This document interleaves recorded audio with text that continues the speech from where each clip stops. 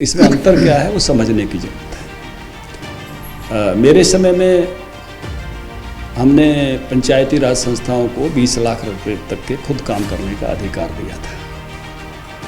अभी भी पंचायतों को 25 लाख रुपए तक का काम कराने का अधिकार है, लेकिन पहले जो काम कराए जाते थे वो डिप्टी कमिश्नर की एक कमेटी होती थी जो रेट तय करती थी, उस रेट पर कराए जाते थे।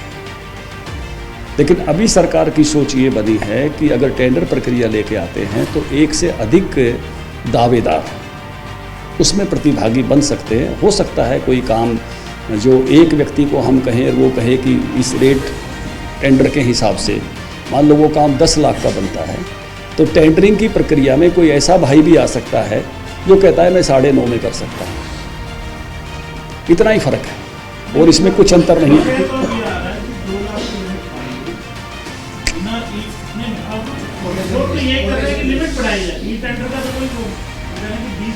25 लाख तक का सरकार ने किया है।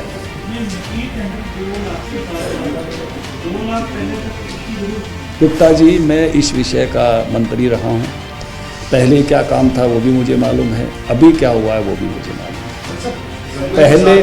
पहले ये विषय था कि डीसी की एक कमेटी काम करती थी, उस कमेटी के हिसाब से कोई व्यक्ति सरपंच है, एक सरपंच इस प्रेस कॉन्फ्रेंस में भी बैठा हुआ है अभी, तो वो सरपंच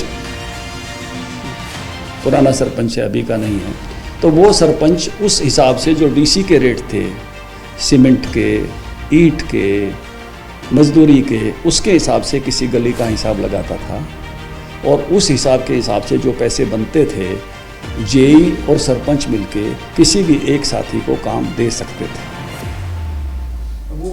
अब उसकी बजाय अब मान लो वो टोटल बनता था 12 लाख रुपए, 15 लाख रुपए एज एग्जाम्पल, लेकिन जब आप वो टेंडर प्रक्रिया में जाओगे तो हो सकता है और 50,000 में कम करने वाला कोई व्यक्ति आपके सामने आ जाए, एक की बजाय 4 लोग प्रतियोगी हो जाएं। इतना ही फर्क है। पावर तो 20 की बजाय 25 की कर दी गई है सरपंच और जेई को मिलाकर, लेकिन टेंडरिंग में जाने से अधिक प्रतियोगी आ सकते हैं, कुछ 10, 20, 30,000 रुपये वो कम कर सकते हैं। ये बदलाव है। उसमें से तो जो तय था वो तय था, कम या ज़्यादा दोनों करने का अधिकार सरपंच पर, जेई पर नहीं था। नहीं, मैं ये एक अपेक्षा है, दोनों उनकी एक अपनी अपेक्षा है, वो अपनी अपेक्षा सरकार को समझाने का प्रयास कर रहे हैं। सरकार का अपना एक प्रक्रिया, इस देखिए आज लोकतंत्र एक सिस्टम है, ऐसे ही टेंडरिंग भी एक सिस्टम है सरकारों के पास, और सरकार उस तरह से अपनी बात पहुंचा रही है।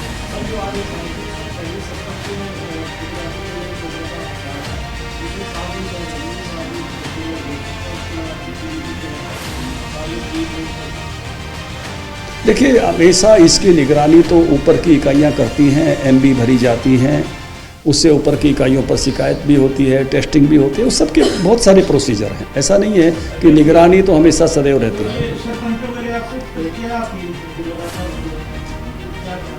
देखिए, सरकार अपनी बात समझाने की प्रयास कर रही है, सरपंच भी अपनी बात, संवाद चल रहा है सरकार और सरपंचों के बीच में। मुझे लगता है कि अच्छी बात है, जो है उस पर आगे बढ़ेंगे।